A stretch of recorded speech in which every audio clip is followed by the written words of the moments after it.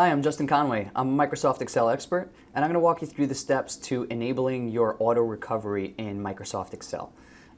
First thing that you want to do is open up Excel and then click on Excel at the top, click on Preferences, click Save, and it'll give you the option to click the checkbox for your auto recovery function.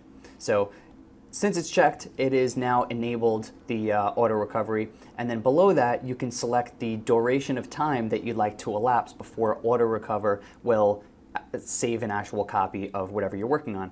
For me, I have it enabled at 1 minute. So every 1 minute auto recover is going to keep a piece of, keep a copy of the workbook that I'm working on.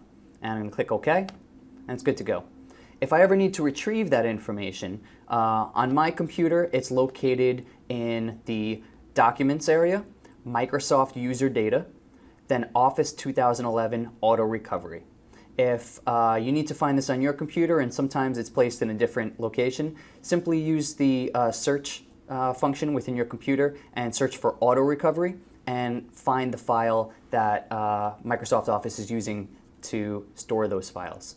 I'm Justin Conway. That's how to find and how to enable auto recovery on Microsoft Excel.